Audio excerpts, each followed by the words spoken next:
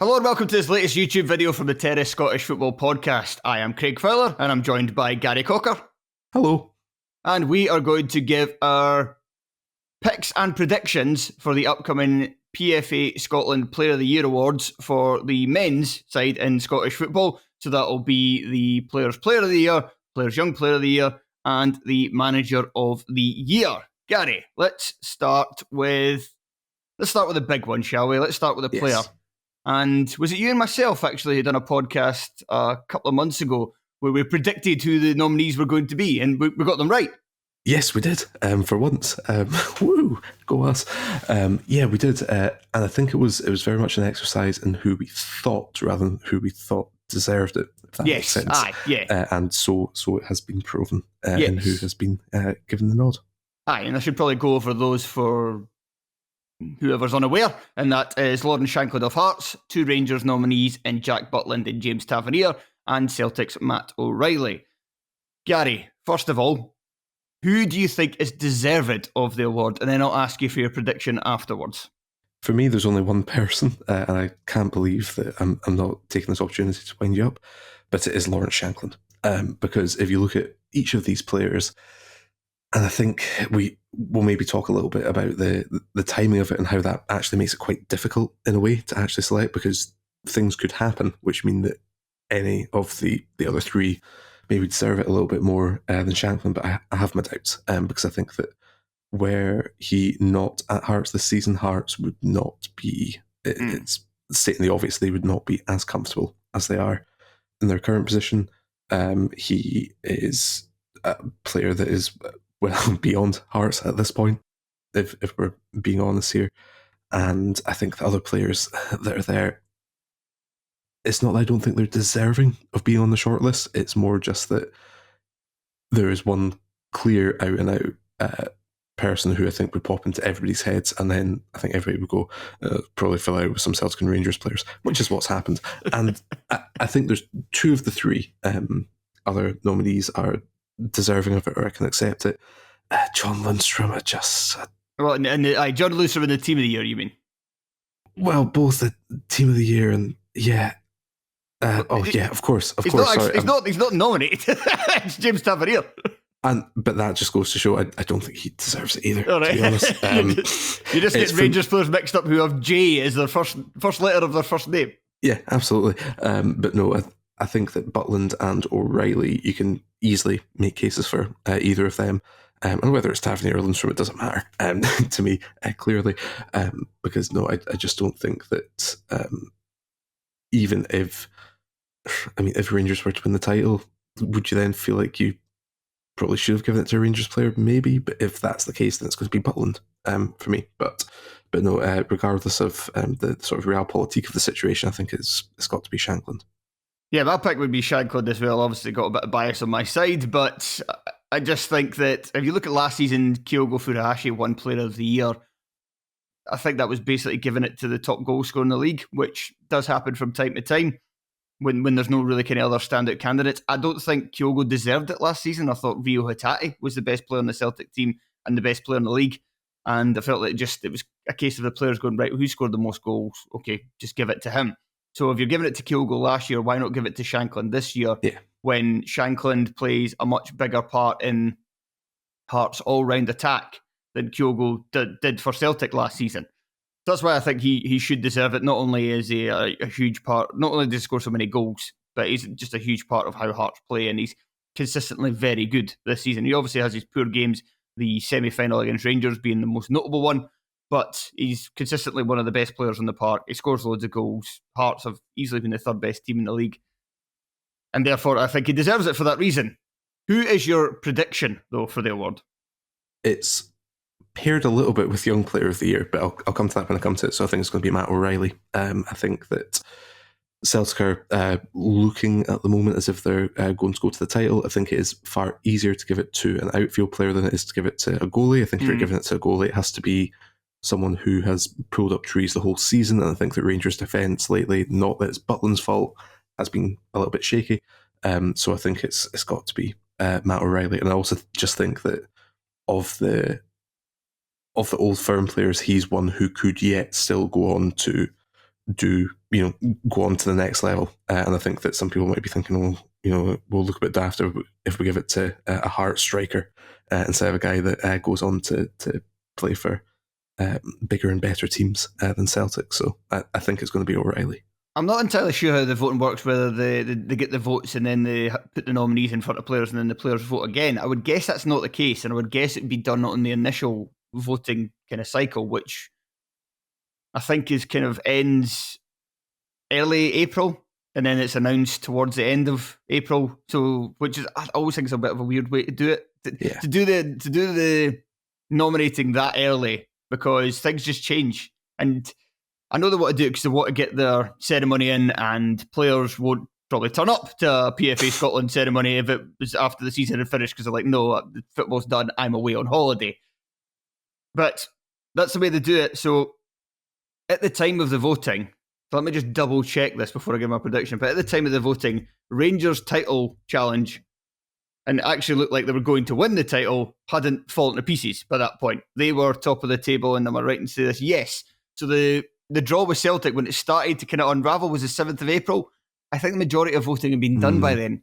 So my prediction is it's going to be hugely controversial when it happens, because even Rangers fans would say he's not had a particularly great season by his standards, and there's a lot of Celtic fans who think his standards are a lot of shite to begin with. I think it's going to be James Tavernier, because at the time of the voting, Rangers were top of the league and looked like they were going to win the title. And Tavernier was a massive reason for that, with over 20 goals by that point, scored from fullback. And it kind of felt like this was him kind of cementing his legacy, that it was kind of the strongest narrative. O'Reilly was excellent in the first part of the campaign, but had struggled a little bit. Not struggles a bit too strong, because he's still obviously a very good player, but by his standards, his form had dipped as we kind of came to the turn of the year and Celtic started to wobble a bit. So I think that kind of recency bias, and the fact that at the time of the voting, Tavernier was what I believe to be the voting. Tavernier was a big story. I think he might get it. And the reason why I think he'll get it over Shankland is, he scored, especially when the votes would have been kind of initially cast, scored a similar amount of goals. But also, there's only been one. So it's usually the Writers' Award where you get a bit more variation and you get players from other teams picking up these awards. Craig Gordon in 2021-22 has been the most recent example. But with the players, it usually goes to an Old Firm player. There's only been one non-Old Firm player to win it since 1991. Let me just double check that one. Michael Higdon. Yes. So Michael Higdon won it in 2012-13. It was 1990 actually. Jim Bett was the other last player to do it for Aberdeen. So you'd think, right, Shankland's, and that's what made me think initially, right, Shankland's just not going to win it. They're going to give it to an Old Firm player, as they always do. But I did do a little bit more digging, and I thought, well, how many instances are there of a non-Old Firm player finishing top goal scorer in the top flight and doing it by scoring over 20 goals? Because if you score under 20 goals, you can very easily make a case for somebody else to be player of the year, because it's just not an overall that impressive a goal haul. So Adam Rooney finished top goal scorer once with 18. I think Chris Boyd did it with Kelly with maybe 16 to 18, something like that. Not a huge amount of goals. And there's only 2.5 instances of it happening since Jim Bett. And that is Liam Boyce in 2016-17. He finished top goal scorer, but I think he had a bit of a burst towards the end of the season that pushed him to the top of the goal scorers charts, probably after the award had already been given. Also, that was the season of Celtic's invincible team, and Scott Sinclair got the award. And you're like, fair enough. Like, you can't not give it. Sinclair was incredible that season, and you had to give it to a Celtic player. It would have been bonkers to give it to anybody else. The other example is Michael Higdon in 2012-13, where he got, I think it was 30-odd goals in all competitions, but I think it was 26 in the league. And when I say a half, 2005-06, Chris Boyd, he got 32 goals in total. Roughly half of them were for Rangers, but he played the first half of the season at Killie. And it was a bit weird he didn't win the award, because he got 32 goals. He was well out in front of anybody else. I think the nearest closest goal scorer was 18, but it went to Sean Maloney instead. And I think that was that is where a bit of the bias came in, because he was playing the first half of the campaign for a non-Old Firm side. second half of the season, he was playing for a Rangers team that was really shit. It was third place when he turned up and still finished in third place at the end of the campaign. So while there's not a lot of precedent for a non-Old Firm player winning it over the last 30 years, there's also, it does indicate that when somebody like Higdon and like Shankland finishes top goal scorer with over 20 goals, then they actually do get the award. Liam Boyce really being the only exception to that, but in a season where that was deserved. And I think what we don't know is, as you say, whether they do it again, if you will. So they go, here's the 4 finalists, take your pick.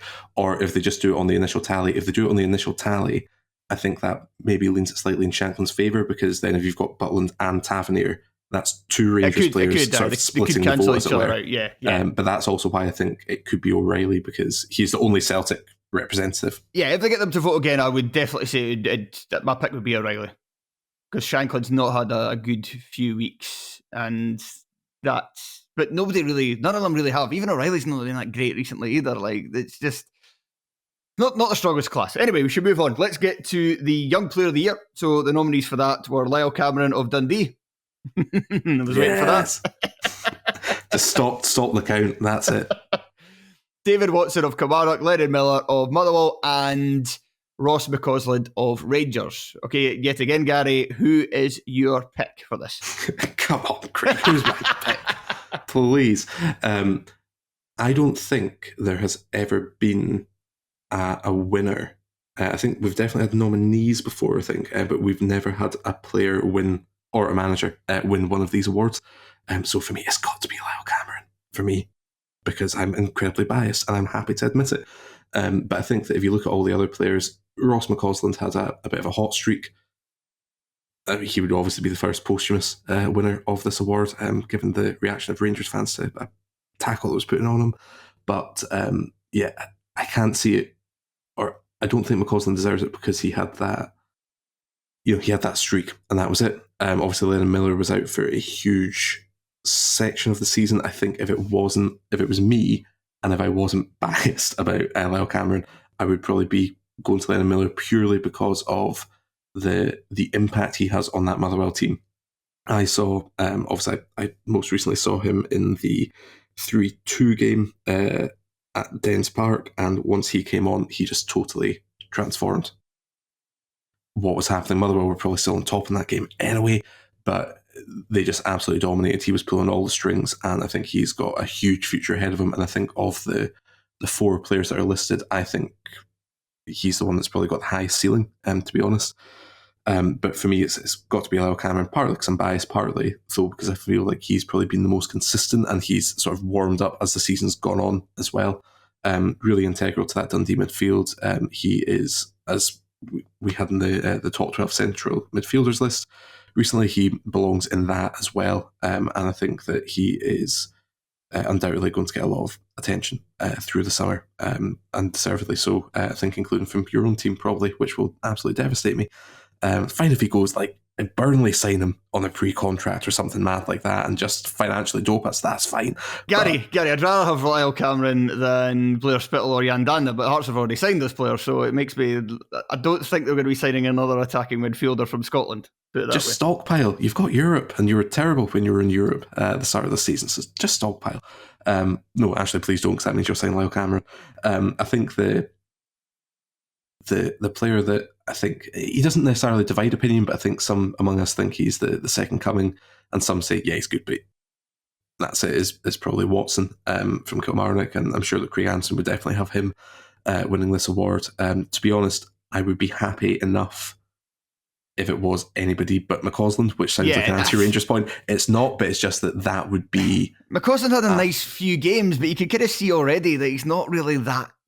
I mean, I don't want to be harsh on him, say he's not that good, because he's obviously got a bit of talent, and he's got a lot of learning to do, and he could become a very good player. But at this point, like, he doesn't look as good as he did when he first came in the team, whereas all 3 of the other guys look as good now as they did at the start of the campaign. They've been consistent, as much as a young player can be consistent over the course of the season.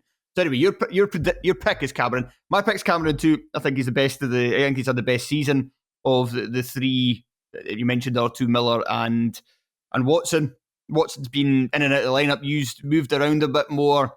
Cameron's more kind of just a bit kind of nailed on first pick by this point, having been in and out a little bit towards the start of the campaign. And as you say, Miller's missed just too much time.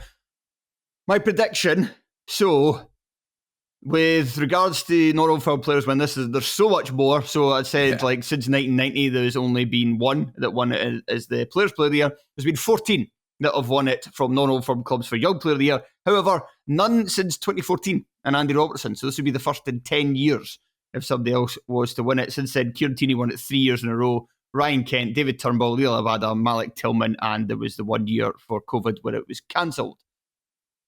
So I don't think it will be McCausland. And like you, I'd despair if it was, because it'd just be like, Jesus, you're just like, what's the point? Just every year, just give it to whoever Old Firm player has decided to be the best, and just let's forget about the rest of us. I don't think it will be him. I'm also not sure it will be Lyle Cameron. I don't think I think McCowan is maybe taken away. I know he's not a young player, but I think McCowan has taken away a bit of shine from how he's played this campaign. McCowan's kind of stood out a little bit more, scored a lot more goals, plays in a very similar manner and pretty much the same position, just on the other side of Dundee's midfield three. I think that'll count against him. Lennon Miller, I think it'll either be Watson or Miller. I wouldn't be surprised if it's Miller, just because of that turn against Celtic that really caught everybody's attention. It was earlier this year, not too long before the voting, and he is very good. And he's kind of, Motherwell are such a huge part of the team, and like when it comes to Young Player of the Year, I wouldn't be surprised if players just forget that somebody's spent so long out. So actually I think Miller might be my pick, but Watson is somebody that's caught the eye as well and has a lot of people talking about him and scored an outrageously good goal. Well, I'd say outrageously good goal. A very good goal against some outrageously poor defending against St Mirren. And that caught the eye as well. So, I'm flip-flopping here. Actually, I'm going to change it last minute. I'm going to go Watson. I'm going to say Watson, Young Player of the Year. Tavernier, Player of the Year. The latter, very much undeserved. The former, undeserved is too strong a word. I think Cameron's had a better season, but I wouldn't mind Watson winning it. I am a bitter, chippy little pessimist, and I despair, but also think it could end up being McCausland, because I think that if it is done on the basis of everybody just votes for who they're going to vote for, and then it's, they announce the 4 nominees, but whoever's got the most votes gets it anyway, then I think it could end up being him purely because there's not been any, as we can see, there's not been any Rangers or Celtic young players that have really deserved their place. But I think that Watson, Miller, and Cameron will probably split the vote, if that makes sense. There's not a clear out and out winner. So I think from a not a tactical point of view, but from a sort of, he would almost win it on a technicality of he is the only Old Firm player that is there. So therefore, if there's players who are not sure and they're just like, I'm going to have to put down a young Rangers or Celtic player, I'll put down McCausland. If it's not him, my hope is, I should have double checked this before, but obviously Lyle Cameron scored that terrific goal against St Johnstone. I think that would have been around about the time the voting was finishing, so that might hopefully do the Miller turn for him. But if I had to guess, I'm going to try and not be pessimistic, but I think it might be Lennon Miller. As you say, obviously a performance against the Old Firm is going to get you attention, and I think he is probably of all of the nominees, he's the one with the potential highest ceiling, and the one that is the most exciting. So yeah, let's sadly go with him rather than Lyle. Right, let's quickly move on to manager. So that is just 3 nominees. It was Tony Docherty of Dundee. Yes. Derek McInnes of Kilmarnock, and a bit of a surprising one for me, John McGlynn of Falkirk. But I was trying to think, there was one recently, was it Dick Campbell was recently? I think so, yeah. That would have been the fairy tale season. Yes, I think he managed to get in. I think there's been a couple of instances of managers from lower leagues getting in recent seasons, which is good. It's good that the players are actually paying attention to what's happening further down the food chain, and are not just being kind of so focused on the top flight. And in fact, no, that was it. Sorry, there was one few years ago. Yeah, Jack Ross won it as St Mirren manager when they won the I was going to say the first division, the championship. I mean, going off what Tony Docherty said about being nominated, was it not managers that vote for manager of the year? Ah, right, okay. Rather than players. So that would probably... Yeah, that would make more sense then. Yeah. Explain it a little bit more. It's first of all, it's nice to see that there's not an Old Firm manager in, and I don't think either of them would deserve it. Nope. Because, for reasons we don't need to go into. It's no surprise who my pick's going to be. I don't necessarily think he actually should, but I'm going to stick with my boy. Do you not think he should? I think he's my pick. I would give it to Tony Docker. He's the most. If you're going to say to me at the start of this season, okay, right, Falkirk are going to win the title and they're going to go undefeated, I would say, oh, undefeated. That's impressive, but not entirely surprised. I think the only surprising aspect about that is that Accies are better than I thought they'd be. I did think going into the campaign that Falkirk were going to win the league. I thought they would learn from the kind of last season. Like they improved under McGlynn, but they didn't improve enough, and then they got embarrassed by Airdrie, and you kind of thought, oh, maybe Falkirk are just cursed. But once they started this campaign and they looked pretty strong, you're like, okay, Falkirk's going to win the title. I always expected Accies to fall away. And Derek McInnes, yes, great job, undeniably. Last season, I mean, Kelly really struggled and almost got relegated because he was kind of hamstrung by having so many of the championship teams still in his squad. And it was surprising that he kept a few of them around as he did, like thinking Liam Donnelly and Brad Lyons, who have turned out to be very good players for him this year, and he definitely deserves credit for turning some of these players, even like Kyle Vassell, who when we signed him to a contract extension last January, or anyway, around about kind of that time, that was like, that doesn't really say a lot for Kelly's ambition, and yet they're going to finish fourth this season. Yeah. But it's still, Kelly are a decent sized club for the top flight. So yeah, would I said they'll finish fourth this season? No, probably not. But I don't know what my prediction was at the outset, but I think I still would have had Kelly. I can't really remember. You're the one that keeps tabs of all this. I can tell you, while you talk, I will double check what your prediction was, but I don't think you had them fourth. I think you maybe had Hibernian Football Club. Where are they? Craig? Yes, bottom six. Lovely stuff. Yeah, so I don't think, I would have said that Kelly were likely to improve under McInnes, but improve to like seventh. So to finish 3 places higher, I don't think is necessarily that brilliant. Dundee might finish fifth this season. I know they're still in sixth place, but to get top six for a first season back in the top flight, for a fairly competitive Scottish Premiership, the last time they'd done it with Hartley, it wasn't really looked upon as that much an achievement, but it was a weaker top flight. It was without Hearts and Hibs. Yeah, it was without Hearts and Hibs and Rangers. So that wasn't that impressive. To do it in a more competitive top flight in a team, in a club that have just been a kind of yo-yo club a lot recently, sorry, Gary, and they're just generally a bit of a basket case. Right. You just didn't think that Dundee were going to be as competent as have been, and that is like, especially because you're not competent off the park, or literally on the actual surface of the park, you're not competent, but you are a competent football team, and that is solely down to the manager. So I think he deserves the most credit out of all three. And I think that it's. I had a quick look at the predictions, and we averaged out having Kilmarnock sixth, so sort of best of the rest. But then what happened to Aberdeen and Hibs? But Dundee were averaging out at 10th, and that was very close next to Livingston and St Johnstone and Ross County. And look how that's going for those clubs. So what did I have in particular? You didn't actually provide yours. I'm sorry to say. I was trying to spare your blushes there, but I've got everybody else. But even Craig Anderson had Kilmarnock fifth, and you would expect Craig Anderson, who has predicted Killie to win every week, as it says right in the weekly predictions, you would expect him to be the most bullish on Killie, and he had them fifth. So fair play to Derek McInnes, but no, with Tony Docherty, it's his first proper management gig. Now I know that he's been an assistant manager for years and years now, but it's still very different doing the actual job to being the assistant. When he came into a club or a squad that was terrible. It was nowhere near good enough for the Premiership. And to be fair to him, he took a lot of quite difficult decisions. So, the likes of, I think a lot of new managers might come in and still rely on Max Anderson or Cammy Kerr, but he put them both out on loan. And I think that you might think, putting Max Anderson and Cammy Kerr on loan, oh my God, what an amazing decision to take. But, he was taking decisions that I think a lot of Dundee managers previously didn't take. He was quite not bullish isn't quite the right word, but he was, he clearly pushed for a huge overhaul, and he got that backing.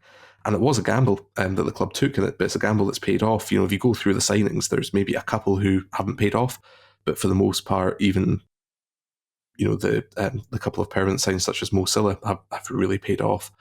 And again, it's a game of fine margins, but Dundee could be playing European football for the first time in 21 years, and for the first time, because of their league position, in 51 years. Dundee have not qualified for Europe through the league in over half a century, and he is on the cusp of doing that. So I think that, and you look ahead to next season and beyond that, and it doesn't seem like a flash in the pan. It seems like the start of something hopefully quite positive and quite good. So long may that continue. But he is not who I think will win it. I think it will be John McGlynn, because I think it's voted on by the managers. Obviously, it's all 42 managers. John McGlynn's been around for a long time. So is Tony Dock and Derek McInnes in different ways, but he's been around for a long time. If he manages as he is one game away from getting them an invincible season, I think a lot of managers, even at the time that this voting took place, would have looked and gone, they would have thought about how difficult it is to go a whole season unbeaten. And he's been around for a while, and it might be a sort of almost like a lifetime achievement award, which it shouldn't be. But I think that's going to sway things McGlynn's way. There also wouldn't be any snobbery in terms of, because I just kind of thought like, I'll be the kind of top flight players voting for it. But obviously, you're right. Like, it's voted on by all the managers, so there's 30 managers there who won't have the snobbery towards, can I give it to a lower league manager because they are lower league managers, and then there will also be managers in the top flight who will not have that feeling as well. So you're probably right. McGlynn will probably win it. Yeah. Okay, that'll do us. Thank you very much for joining me, Gary. Anytime. And thank you to everybody for watching and those listening on the Patreon. We really appreciate your support of the podcast, and we will talk to you again soon. Goodbye.